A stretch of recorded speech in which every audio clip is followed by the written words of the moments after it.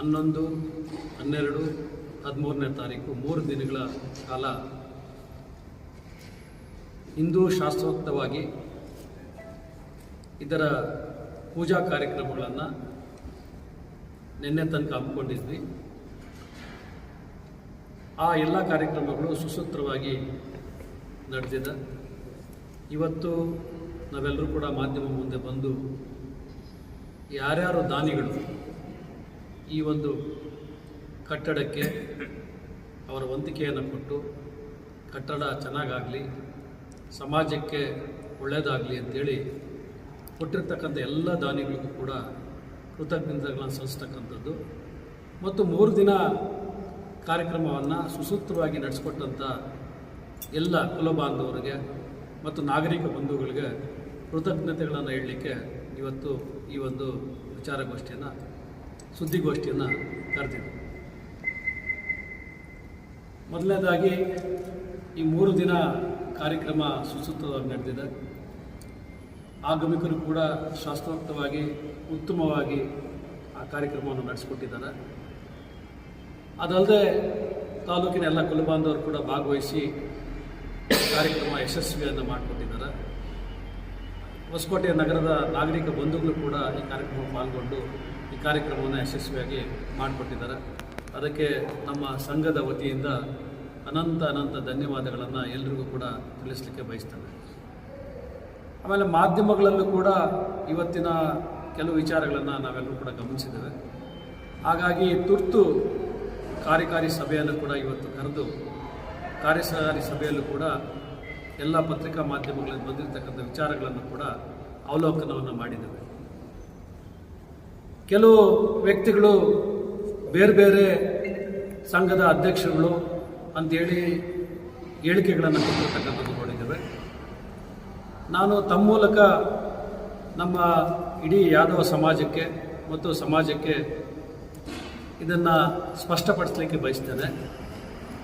ಹೊಸಕೋಟೆ ತಾಲೂಕು ಯಾದವ ಸಂಘ ಪ್ರಾರಂಭ ಆಗಿ ಸುಮಾರು 90ನೇ ಇಸ್ವಿಯಿಂದ ಕೂಡ ಇದರ ನೋಂದಣಿ ಆಗಿದೆ. ಸಹಕಾರಿ ಸಂಘಗಳ ಕಾಯ್ದೆ ಅಡಿ 1990ರಿಂದನೂ ಕೂಡ ಕಾರ್ಯನಿರ್ವಹಿಸ್ತಾ ಬಂದಿದೆ. ನಾನು ಕೂಡ ಈ ಸಂಘದ ಅಧ್ಯಕ್ಷನಾಗಿ ಕಳೆದ 17-18 ವರ್ಷಗಳಿಂದ ಕೆಲಸವನ್ನು ನಿರ್ವಹಿಸಿಕೊಂಡು ಬಂದಿದ್ದೇನೆ. ಪ್ರತಿ ವರ್ಷ ಕೂಡ ಏನು ನೋಂದಾಯಿತ ಸಂಘ ಇದೆ, ಈ ಸಂಘವನ್ನು ನವೀಕರಣ ಮಾಡಿಕೊಂಡು ಜನರಲ್ ಬಾಡಿ ಮೀಟಿಂಗ್ ಮಾಡಿಕೊಂಡು ಮಾಸಿಕ ಸಭೆಗಳನ್ನು ಮಾಡಿಕೊಂಡು ಇಲ್ಲಿ ಆಗುವವುಗಳನ್ನು ನಾವು ಚರ್ಚೆ ಮಾಡಿ ನಡೆಸ್ಕೊಂಡು ಬರ್ತಾಯಿದ್ದೀವಿ.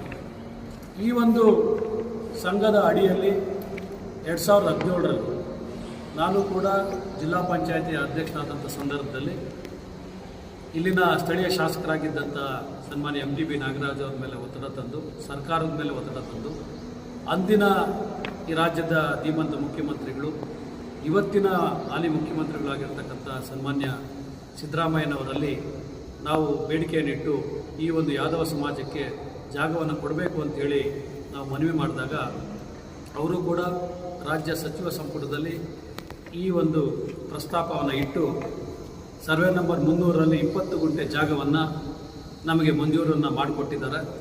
ಆ ಮಂಜೂರು ಮಾಡಿಕೊಟ್ಟಿರ್ತಕ್ಕಂಥ ಜಾಗದಲ್ಲಿ ಸುಸಜ್ಜಿತವಾದ ಕಟ್ಟಡವನ್ನು ಕಟ್ತಕ್ಕಂಥ ವಿಚಾರದಲ್ಲಿ ಮಾನ್ಯ ನಮ್ಮ ಅಂದಿನ ಸಂಸದರಾಗಿರ್ತಕ್ಕಂಥ ಸನ್ಮಾನ್ಯ ವೀರಪ್ಪ ಮೊಯ್ಲಿಯವರನ್ನು ಭೇಟಿ ಮಾಡಿದಂಥ ಸಂದರ್ಭದಲ್ಲಿ ಅವರು ಕೂಡ ಲೋಕಸಭಾ ಸದಸ್ಯರ ಆ ಒಂದು ಅನುದಾನದಲ್ಲಿ 20 ಲಕ್ಷ ರೂಗಳನ್ನು ಕಾಂಪೌಂಡ್ ನಿರ್ಮಾಣ ಮಾಡೋಕ್ಕೆ ಕೊಟ್ಟರು.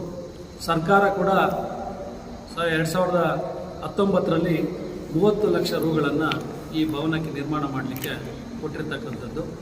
ಜೊತೆಗೆ ನಾವು ಎಲ್ಲ ಸಮುದಾಯದವರು ಮತ್ತು ದಾನಿಗಳನ್ನು ಸಹಕಾರದಿಂದ ಸುಮಾರು 3.5 ಕೋಟಿ ರೂಪಾಯಿಗಳ ಒಂದು ವೆಚ್ಚದಲ್ಲಿ ಈ ಭವನವನ್ನು ನಿರ್ಮಾಣ ಮಾಡಿದ್ದೇವೆ. ಈ ನಿರ್ಮಾಣ ಕಾರ್ಯದಲ್ಲಿ ಹೊಸಕೋಟೆ ತಾಲೂಕು ಯಾದವ ಸಂಘದ್ದೇ ಈ ಒಂದು ಪಾತ್ರ. ಈ ಎಲ್ಲ ಕಟ್ಟಡದ ನಿರ್ಮಾಣ ಕೆಲಸವನ್ನು ಮಾಡ್ತಕ್ಕಂಥ ಸಂದರ್ಭದಲ್ಲಿ ಕಾರ್ಯಕಾರಿ ಸಮಿತಿ ಏನಿದೆ, ಹೊಸಕೋಟೆ ತಾಲೂಕು ಯಾದವ ಸಂಘದ ಕಾರ್ಯಕಾರಿ ಸಮಿತಿ, ಇವರು ಕಷ್ಟಪಟ್ಟು ಈ ಕೆಲಸಗಳನ್ನು ನಿಭಾಯಿಸಿದ್ದಾರೆ.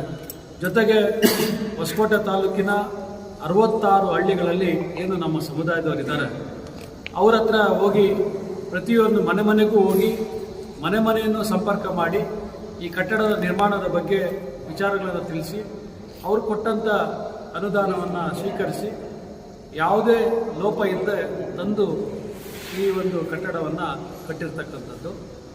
ಆದರೆ ನಿನ್ನೆ ನಡೆದಂಥ ಕಾರ್ಯಕ್ರಮ ಆದ ನಂತರ ಇವತ್ತಿನ ದಿನ ಪತ್ರಿಕೆಗಳಲ್ಲಿ ಬಂದಿರತಕ್ಕಂಥದ್ದು ನೋಡಿದ್ರೆ ಇಡೀ ನಮ್ಮ ಇಲ್ಲಿರ್ತಕ್ಕಂಥ ಕಾರ್ಯಕಾರಿ ಸಮಿತಿಗೆ ಬೇಸರ ಮತ್ತು ಆಘಾತ ಕೂಡ ಆಯಿತು. ಯಾಕಂದರೆ ಕೆಲವು ವ್ಯಕ್ತಿಗಳು ತಾವೇ ಇದರ ಅಧ್ಯಕ್ಷರು, ತಾವೇ ನಿರ್ಮಾಣ ಮಾಡಿದ್ದೀವಿ ಅಂಥೇಳಿ ಒಂದು ವೇದಿಕೆ ಮಾಡ್ಕೊಂಡಿದ್ದೀವಿ, ಆ ವೇದಿಕೆ ಅಧ್ಯಕ್ಷ ನಾನು ಅಂತೇಳಿ, ಆ ವೇದಿಕೆ ಅಧ್ಯಕ್ಷ ಯಾರು ಅಂತ ನಮ್ಗೆ ಗೊತ್ತಿಲ್ಲ. ಜೊತೆಗೆ ಆ ವೇದಿಕೆ ರಿಜಿಸ್ಟರ್ಡ್ ಬಾಡಿನ ಅಲ್ಲ ಅಂತ ವಿಚಾರಗಳು ಕೂಡ ನಮ್ಗೆ ಗೊತ್ತಿಲ್ಲ. ಅವ್ರು ಯಾವತ್ತೂ ಬಂದು ನಮ್ಮ ಜೊತೆಯಲ್ಲಿ ಸಂಪರ್ಕ ಸಾಧಿಸಿ ಈ ಒಂದು ಕಟ್ಟಡ ಕಟ್ಟಲಿಕ್ಕೆ ನಮ್ಮ ಜೊತೆ ಯಾವತ್ತೂ ಓಡಾಡಿರ್ತಕ್ಕಂಥದ್ದು ಕೂಡ ಇಲ್ಲ.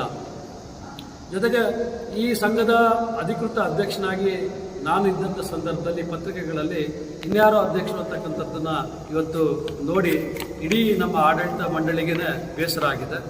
ಹಾಗಾಗಿ ಮುಂದೆ ಈ ಥರ ಅಚಾತುರ್ಯಗಳು ಪತ್ರಿಕೆಗಳಲ್ಲಿ ಬರ್ತಕ್ಕಂಥ ವಿಚಾರ ಇರ್ಬೋದು, ಸಮಾಜಕ್ಕೆ ಮಾಹಿತಿ ಕೊಡ್ತಕ್ಕಂಥ ಸಂದರ್ಭದಲ್ಲಿ ಆ ತಪ್ಪು ಮಾಹಿತಿ ಹೋಗಬಾರ್ದು ಅಂತಕ್ಕಂಥ ಹಿನ್ನೆಲೆಯಲ್ಲಿ ಇವತ್ತು ಈ ಸುದ್ದಿಗೋಷ್ಠಿಯನ್ನು ಕೂಡ ಕರೆದಿದ್ದೇವೆ.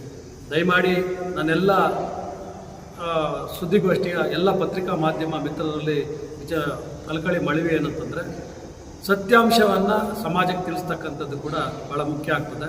ಯಾಕಂದರೆ ಈ ಹಣವನ್ನು ಸಂಗ್ರಹ ಮಾಡಿ ಕಟ್ಟಲಿಕ್ಕೆ ಆಡಳಿತ ಮಂಡಳಿ ಸಾಕಷ್ಟು ಶ್ರಮ ವಹಿಸ್ತಕ್ಕಂಥ ಸಂದರ್ಭದಲ್ಲಿ ಇನ್ಯಾರೋ ಬಂದು ಕೊನೆಯಲ್ಲಿ ತಾವು ಮಾಡಿದ್ದೇವೆ ಅಂತಕ್ಕಂಥದ್ದನ್ನು ಬಿಂಬಿಸ್ತಕ್ಕಂಥದ್ದು ಅಥವಾ ಜನಪ್ರತಿನಿಧಿಗಳಿಗೆ ಮಾಹಿತಿಯನ್ನು ಕೊಡದೆ ಅವರಿಗೆ ತಪ್ಪು ಮಾಹಿತಿಗಳನ್ನು ಕೊಡ್ತಕ್ಕಂಥದ್ದು ಕೂಡ ತಪ್ಪು ಅಂತಕ್ಕಂಥ ಈ ತಪ್ಪು ಸಂದೇಶಗಳು ಹೋಗಬಾರ್ದು. ಯಾಕೆಂತಂದರೆ ಇಲ್ಲಿ ನಮ್ಮ ಸಮುದಾಯದವರು ಮಾತ್ರ ಭಾಗವಹಿಸಿ ಈ ಪೂಜಾ ಕಾರ್ಯಕ್ರಮಗಳನ್ನು ಮಾಡ್ತಕ್ಕಂಥದ್ದು ಮೊದಲನೇ ಹಂತದ್ದು. ಎರಡನೇ ಹಂತದ್ದು, ನಾವು ಈ ಲೋಕಾರ್ಪಣೆ ಕಾರ್ಯಕ್ರಮವನ್ನು ದೊಡ್ಡ ಮಟ್ಟದಲ್ಲಿ ಮಾಡಬೇಕು. ಈ ರಾಜ್ಯದ ಏನಿಲ್ಲಿ ಜಾಗ ಕೊಟ್ಟಂಥ ರಾಜ್ಯದ ಮುಖ್ಯಮಂತ್ರಿಗಳನ್ನು, ಉಪಮುಖ್ಯಮಂತ್ರಿಗಳನ್ನು ಮತ್ತು ಸಚಿವ ಸಂಪುಟದ ಕೆಲವು ಅವರ ಸಹೋದ್ಯೋಗಿಗಳನ್ನು ಮತ್ತು ಇಲ್ಲಿರ್ತಕ್ಕಂಥ ಸ್ಥಳೀಯ ಶಾಸಕರನ್ನು ಕೂಡ ವಿಶ್ವಾಸ ತಗೊಂಡು ಅವರ ಒಂದು ಮಾರ್ಗದರ್ಶನದಲ್ಲಿ ಕಾರ್ಯಕ್ರಮ ಮಾಡಬೇಕು ಅಂತೇಳಿ ಈ ಹಿಂದೆ ಕೂಡ ತೀರ್ಮಾನ ಮಾಡಿದ್ವಿ. ಆದರೆ ಕೆಲವರು ಶಾಸಕರಿಗೆ ತಪ್ಪು ಮಾಹಿತಿಯನ್ನು ಕೊಟ್ಟು ಅವರನ್ನು ಕರ್ಕೊಂಡ್ಬಂದು ಇನ್ನು ಪೂಜೆನೇ ಮುಗದೇ ಇರತಕ್ಕಂಥ ಸಂದರ್ಭದಲ್ಲಿ ಇದನ್ನು ಟೇಪ್ ಕಟ್ ಮಾಡ್ತಕ್ಕಂಥ ಕೆಲಸವನ್ನು ಕೂಡ ಮಾಡಿದ್ದಾರೆ. ಇದು ತಪ್ಪು ಅಂತಕ್ಕಂಥದ್ದನ್ನು ನಾನು ಈ ಸುದ್ದಿ ಮಾಧ್ಯಮ ಮೂಲಕ ಹೇಳಲಿಕ್ಕೆ ಬಯಸ್ತೇನೆ. ಯಾಕಂದರೆ ಶಾಸಕರಿಗೂ ಕೂಡ ತಿಳುವಳಿಕೆ ಇದೆ, ಅವರು ಕೂಡ ಇಲ್ಲಿರ್ತಕ್ಕಂಥ ಅಧಿಕೃತ ಸಂಘದ ಪದಾಧಿಕಾರಿಗಳನ್ನು ಅವರ ಭಾವನೆಗಳನ್ನು ಗೌರವಿಸ್ತಾರೆ ಅಂತಕ್ಕಂಥದ್ದು ಕೂಡ ಭರವಸೆ ಇದೆ. ಇಂಥ ಸಂದರ್ಭದಲ್ಲಿ ಕೆಲವರ ಮಾತನ್ನು ಕೇಳಿಕೊಂಡು ಈ ಥರದ ನಿರ್ಧಾರಗಳು ತಗೊಳ್ತಕ್ಕಂಥದ್ದು ತಪ್ಪು ಅಂತಕ್ಕಂಥದ್ದು ಮತ್ತು ಸಮಾಜಕ್ಕೆ ತಪ್ಪು ಸಂದೇಶ ಹೋಗಬಾರ್ದು ಅಂತಕ್ಕಂಥ ವಿಚಾರದಲ್ಲಿ ಇವತ್ತು ಈ ಸುದ್ದಿಗೋಷ್ಠಿಯನ್ನು ಕೂಡ ಮಾಡ್ತಾ ಇದ್ದೀವಿ. ಮುಂದಿನ ದಿನಗಳಲ್ಲಿ ಕೂಡ ಅವ್ರ ಸಹಕಾರ ನಮಗೆ ಬೇಕು. ಸ್ಥಳೀಯ ಶಾಸಕರು ಅವರು ಕೂಡ 25 ಲಕ್ಷ ರೂಗಳನ್ನು ಈ ಒಂದು ಭವನ ನಿರ್ಮಾಣ ಮಾಡೋಕ್ಕೆ ಹಣವನ್ನು ಕೊಟ್ಟಿದ್ದಾರೆ. ಅವರನ್ನು ನಿರ್ಲಕ್ಷಿಸ್ತಕ್ಕಂಥ ಯಾವುದೇ ಕೆಲಸ ಕೂಡ ಸಲ್ಲದು. ಜೊತೆಗೆ ಹಿಂದೆ ಕೂಡ ಈ ಜಾಗವನ್ನು ಮಂಜೂರು ಮಾಡಿಸ್ಕೊಟ್ಟು 15 ಲಕ್ಷ ರೂಪಾಯಿಗಳನ್ನು ಈಗಾಗಲೇ ಅವರು ಕೂಡ ಅನುದಾನ ಕೊಟ್ಟಿರ್ತಕ್ಕಂಥವ್ರು ಸನ್ಮಾನ್ಯ MTB ನಾಗರಾಜರು. ಅವರೊಂದು ಪಕ್ಷದಲ್ಲಿ ಇರ್ಬೋದು, ಇವರೊಂದು ಪಕ್ಷದಲ್ಲಿ ಇರ್ಬೋದು. ನಾವು ಪಕ್ಷದ ವಿಚಾರದಲ್ಲಿ ಮಾತಾಡ್ತಿಲ್ಲ. ಸಮುದಾಯ ನಮಗೆಲ್ಲರೂ ಕೂಡ ಬೇಕಾಗ್ತದೆ. ಎಲ್ಲರ ಸಹಕಾರವನ್ನು ಪಡೆದು ನಾವು ಕಾರ್ಯಕ್ರಮ ನಿರ್ವಹಿಸಬೇಕಾಗ್ತದೆ. ಜೊತೆಗೆ ಹಿಂದೆ ಜಾಗ ಕೊಡ್ತಕ್ಕಂಥ ಸಂದರ್ಭದಲ್ಲಿ MTB ನಾಗರಾಜ್ ಅವರು ಕೂಡ ಅವರು ಸಹಕಾರ ಕೊಟ್ಟಿದ್ದಾರೆ. ಅವ್ರನ್ನೂ ಕೂಡ ನಾವು ಕರೆದಿಲ್ಲ. ಅವ್ರನ್ನೂ ಕೂಡ ಒಳಗೊಂಡಂತೆ ಮುಂದಿನ ಒಂದು ಸಭೆಯನ್ನು ಸಮಾವೇಶನ ಮಾಡಬೇಕು ಅಂತಕ್ಕಂಥದ್ದು ನಮ್ಮ ಉದ್ದೇಶ ಆಗಿತ್ತು. ಹಾಗಾಗಿ ಈ ಕೆಲವರು ಶಾಸಕರಿಗೆ, ಸ್ಥಳೀಯ ಶಾಸಕರಿಗೆ ವಿಚಾರವನ್ನು ಸರಿಯಾಗಿ ಮುಟ್ಟಿಸದೇ ಕೂಡ ಈ ಥರದ ಕೆಲಸ ಆಗಿದೆ. ದಯಮಾಡಿ ಮುಂದಿನ ದಿನಗಳಲ್ಲಿ ಈಗ ಆಗಬಾರ್ದು. ಶಾಸಕರು ಕೂಡ ನಮ್ಮ ಏನು ಸಂಘದ ಪದಾಧಿಕಾರಿಗಳ ಭಾವನೆಗಳಿವೆ ಆ ಭಾವನೆಗಳಿಗೆ ಗೌರವಿಸ್ತಾರೆ ಅಂತ ಹೇಳಿ ನಾನಾದರೂ ನಂಬಿದ್ದೇನೆ. ಮುಂದಿನ ದಿನಗಳಲ್ಲಿ ಈ ಥರದಕ್ಕೆ ಅವಕಾಶ ಕೊಡದೆ, ಯಾಕಂದರೆ ಅವರು ನಿರ್ಲಕ್ಷ್ಯ ಮಾಡಿ ನಾವು ಮಾಡಬೇಕು ಅಂತಕ್ಕಂಥ ವಿಚಾರ ಇಲ್ಲ. ಆದರೂ ಕೂಡ ಪೂಜಾ ಕಾರ್ಯಕ್ರಮ ಮುಗಿಯೋಕ್ಕಿಂತ ಮುಂಚೆ ಲೋಕಾರ್ಪಣೆ ಅಂತ ಮಾಡ್ತಕ್ಕಂಥದ್ದು ಸರಿಯಲ್ಲ. ಯಾಕಂದರೆ ನಾವು ಬರೀ ಶಾಸ್ತ್ರೋಕ್ತವಾಗಿ ಪೂಜೆಗಳು ಮಾತ್ರ ಹಮ್ಮಿಕೊಂಡಿದ್ವಿ. ಇಲ್ಲಿ ಪತ್ರಿಕೆಗಳಲ್ಲಿ ಬಂದಿರತಕ್ಕಂಥ ಲೋಕಾರ್ಪಣೆ ಕಾರ್ಯಕ್ರಮ ಆಗಿದೆ, ಇಲ್ಲಿ ಟೇಪ್ ಕಟ್ ಮಾಡಿದ್ದಾರೆ ಅಂತಕ್ಕಂಥದ್ದನ್ನು ಆಮೇಲೆ ನಮಗೆ ವಿಚಾರ ಗೊತ್ತಾಯಿತು. ನಾವೆಲ್ಲ ಪೂಜಾ ಕಾರ್ಯಕ್ರಮ ನಿರ್ವಹಿಸ್ತಕ್ಕಂಥ ಈ ಪೂಜೆಯಲ್ಲಿ ಕೂತಿದ್ವಿ, ನಮ್ಗೆ ಆ ವಿಚಾರನೇ ಗೊತ್ತಾಗಲಿಲ್ಲ. ಆಗ ಕೆಲವರು ಕೊಟ್ಟಿರ್ತಕ್ಕಂಥ ಏನು ಸುಳ್ಳು ಮಾಹಿತಿಯ ಆಧಾರದ ಮೇಲೆ ಈ ಕೆಲಸಗಳೆಲ್ಲ ಆಗಿವೆ ಅಂತೇಳಿ ನಾನಾದರೂ ಭಾವಿಸಿದ್ದೀನಿ. ಮುಂದೆ ಈ ಥರದ್ದು ಸಮಾಜ ಹೊಡಿತಕ್ಕಂಥ ಕೆಲಸ ಆಗಬಾರ್ದು. ಸಮಾಜ ಒಗ್ಗಟ್ಟಿನಿಂದ ನಾವೆಲ್ಲರೂ ಕೂಡ ಹೋಗಬೇಕು. ಈಗ ಯಾರ್ಯಾರು ಈ ಒಂದು ಭವನವನ್ನು ಕಟ್ಟಲಿಕ್ಕೆ ನಮ್ಮ ಸಹಕಾರ ಕೊಟ್ಟಿದ್ದಾರೆ ಅವ್ರಿಗೆಲ್ಲನೂ ಕೂಡ ಕೃತಜ್ಞತೆಗಳನ್ನು ಹೇಳ್ತೇನೆ. ಜೊತೆಗೆ ಈ ಒಂದು ಕಾರ್ಯಕ್ರಮಗಳು ಮಾಡಲಿಕ್ಕೆ 3 ದಿನಗಳ ಕಾಲ ನಮಗೆ ಸಹಕಾರ ಕೊಟ್ಟಂಥ ಪತ್ರಿಕಾ ಮಾಧ್ಯಮ ಮಿತ್ರರು ಇರ್ಬೋದು, ಪೊಲೀಸ್ ಇಲಾಖೆಯವರು ಇರ್ಬೋದು, ಆಮೇಲೆ ನಮ್ಮ ಸಂಘದ ಎಲ್ಲ ಪದಾಧಿಕಾರಿಗಳಿರ್ಬೋದು, ದಾನಗಳನ್ನು ಕೊಟ್ಟಿರ್ತಕ್ಕಂಥ ದಾನಿಗಳಿರ್ಬೋದು, ನಮ್ಮ ಸಮಾಜದವ್ರು ಅಲ್ಲದೆ ಬೇರೆ ಸಮಾಜದವ್ರು ಕೂಡ ನಮಗೆ ದಾನವನ್ನು ಕೊಟ್ಟಿದ್ದಾರೆ. ಅವ್ರನ್ನೂ ಕೂಡ ನಾವು ಕರೆದು ಗೌರವಿಸಬೇಕಾಗ್ತದೆ. ಆ ಕೆಲಸವನ್ನು ಮುಂದಿನ ದಿನಗಳಲ್ಲಿ ಮಾಡ್ತೇವೆ ಅಂತಕ್ಕಂಥದ್ದನ್ನು ಹೇಳ್ತಾ, ಮುಂದೆ ಈ ಥರದ ಅನಧಿಕೃತ ಸುದ್ದಿಗಳನ್ನು ನಿಮ್ಮ ಪತ್ರಿಕಾ ಮಾಧ್ಯಮದಲ್ಲಿ ಕೊಡ್ತಕ್ಕಂಥ ಸಂದರ್ಭದಲ್ಲಿ ಅಧಿಕೃತವಾಗಿ ಪಡೆದು ನೀವು ಕೊಡಬೇಕು ಅಂತೇಳಿ ತಮ್ಮ ಮೂಲಕ ಮನವಿಯನ್ನು ಮಾಡಲಿಕ್ಕೆ ಬಯಸ್ತೇನೆ. ಅವರಲ್ಲಿ ಕೂಡ ನಾನು ಮನವಿ ಮಾಡಿದ್ದೇನೆ. ಹಿಂದೆ ಕೂಡ ನಾವು ಚರ್ಚೆ ಮಾಡಿದ್ವಿ ಸಮಾವೇಶ ಮಾಡ್ತಕ್ಕಂಥದ್ರ ಬಗ್ಗೆ. ಈಗಾಗಲೇ ನಮ್ಮ ರಾಜ್ಯಾಧ್ಯಕ್ಷ ಆಗಿರ್ತಕ್ಕಂಥ ವಿಧಾನ ಪರಿಷತ್ನ ಸದಸ್ಯರು ಆಗಿರ್ತಕ್ಕಂಥ ಮಾನ್ಯ ಟಿ ಶ್ರೀನಿವಾಸ್ ಅವರು ಇಲ್ಲೇ ಒಂದು ಸಭೆಯನ್ನು ಕೂಡ ಮಾಡೋಣ. ಕೋಲಾರ, ಚಿಕ್ಕಬಳ್ಳಾಪುರ, ಬೆಂಗಳೂರು ಗ್ರಾಮಾಂತರ, ಬೆಂಗಳೂರು ನಗರ ಈ ಎಲ್ಲ ಮುಖಂಡರನ್ನು ಕೂಡ ಕರೆದು ಅವರ ಒಂದು ಅಭಿಪ್ರಾಯಗಳನ್ನು ಕೂಡ ಪಡೆದು ಹೊಸಕೋಟೆಯಲ್ಲಿ ಒಂದು ಬೃಹತ್ ಸಮಾವೇಶವನ್ನು ಮಾಡೋಣ. ಆ ಬೃಹತ್ ಸಮಾವೇಶ ಮಾಡ್ತಕ್ಕಂಥ ಸಂದರ್ಭದಲ್ಲಿ ಇದರ ಲೋಕಾರ್ಪಣೆ ಮತ್ತು ಬೃಹತ್ ಸಮಾವೇಶ ಯಾದವ ಸಮಾವೇಶವನ್ನು ಕೂಡ ಹಮ್ಮಿಕೊಳ್ತಕ್ಕಂಥದ್ದಕ್ಕೆ ಒಂದು ಸೂಚನೆಯನ್ನು ಕೊಟ್ಟಿದ್ದಾರೆ. ಅದಕ್ಕೆ ಇನ್ನೂ ದಿನಾಂಕ ನಿಗದಿ ಆಗಿಲ್ಲ. ಅಲ್ಲಿ ಒಂದು ಪೂರ್ವಭಾವಿ ಸಭೆಯನ್ನು ನಮ್ಮ ಮಠಾಧೀಶರನ್ನು ಒಳಗೊಂಡಂತೆ ಪೂರ್ವಭಾವಿ ಸಭೆಯನ್ನು ಮಾಡಿ ಆ ಸಭೆಯ ತೀರ್ಮಾನದಂತೆ ನಂತರ ದಿನಗಳಲ್ಲಿ ಮುಖ್ಯಮಂತ್ರಿಗಳನ್ನು, ಉಪಮುಖ್ಯಮಂತ್ರಿಗಳನ್ನು, ಸಚಿವರನ್ನು ಮತ್ತು ಎಲ್ಲ ಸ್ಥಳೀಯ ಶಾಸಕರನ್ನು ಕೂಡ ನಾವು ಭೇಟಿ ಮಾಡಿ ಅವರ ಹತ್ರನೂ ಕೂಡ ಏನು ದಿನಾಂಕ ಕೊಡ್ತಾರೋ ಅದನ್ನು ನಿಗದಿಪಡಿಸಿಕೊಂಡು ಒಂದು ಸಮಾವೇಶವನ್ನು ಮಾಡ್ತಕ್ಕಂಥದ್ದಕ್ಕೆ ತೀರ್ಮಾನವನ್ನು ಕೂಡ ಮಾಡಿದ್ದೇವೆ. ಇವತ್ತು ಆ ಚರ್ಚೆಯನ್ನು ಕೂಡ ಮಾಡಿದ್ದೇವೆ. ಆ ಬಗ್ಗೆ ಕಾರ್ಯಕಾರಿ ಸಮಿತಿಯಲ್ಲಿ ಕೂಡ ಚರ್ಚೆಯನ್ನು ಮಾಡಿದ್ದೇವೆ. ಆ ಎಲ್ಲರ ಸಹಮತ ಕೂಡ ಇದೆ. ಎಲ್ಲರೂ ಕೂಡ ಏನು ಒಂದು ಪೂರ್ವಭಾವಿ ಸಭೆಯನ್ನು ಮಾಡಿ ಸಭೆಯ ನಂತರ ದಿನಾಂಕಗಳನ್ನು ಗೊತ್ತು ಮಾಡತಕ್ಕಂಥದ್ದಕ್ಕೆ ಅನುಮತಿಯನ್ನು ಮತ್ತು ತೀರ್ಮಾನವನ್ನು ಕೂಡ ತಗೊಂಡಿದ್ದೇವೆ. ಹಾಗೆಯೇ ಈ ಒಂದು ಭವನವನ್ನು ಮುಂದಿನ ದಿನಗಳಲ್ಲಿ ಸಭೆ ಸಮಾರಂಭಗಳಿಗೆ ಕೊಡ್ತಕ್ಕಂಥ ವಿಚಾರ. ಯಾಕಂದರೆ ಇನ್ನು 2 ತಿಂಗಳ ಕಾಲ ಒಳ್ಳೆಯ ದಿನಗಳಿಲ್ಲ. ಮದುವೆ ಮುಂಜೆಗಳು ಬರ್ತಕ್ಕಂಥ ಸಂದರ್ಭದಲ್ಲಿ ಹೇಗೆಲ್ಲ ಈ ಒಂದು ಶುಲ್ಕವನ್ನು ನಿಗದಿ ಮಾಡ್ತಕ್ಕಂಥದ್ದು ಮಾಡಬೇಕು ಅಂತಕ್ಕಂಥ ವಿಚಾರದಲ್ಲಿ ಕೂಡ ಇವತ್ತು ಚರ್ಚೆಯನ್ನು ಮಾಡಿದ್ದೇವೆ. ಚರ್ಚೆಯನ್ನು ಮಾಡಿ ಏನು ನಮ್ಮ ಕುಲಬಾಂಧವರು ಮಾಡ್ತಕ್ಕಂಥ ಮದುವೆ ಮುಂಜಿ ಕಾರ್ಯಕ್ರಮಗಳಿಗೆ ಒಂದು 75,000 ರೂಪಾಯಿಗಳನ್ನು ಫಿಕ್ಸ್ ಮಾಡ್ತಕ್ಕಂಥದ್ದು, ಬೇರೆ ಸಮಾಜದವರು ಮಾಡ್ತಕ್ಕಂಥ ಸಂದರ್ಭದಲ್ಲಿ 1,10,000 ರೂಪಾಯಿಗಳನ್ನು ಶುಲ್ಕವನ್ನಾಗಿ ನಿಗದಿ ಮಾಡ್ತಕ್ಕಂಥದ್ದಕ್ಕೂ ಕೂಡ ಇವತ್ತು ಚರ್ಚೆಯನ್ನು ಮಾಡಿದ್ದೇವೆ.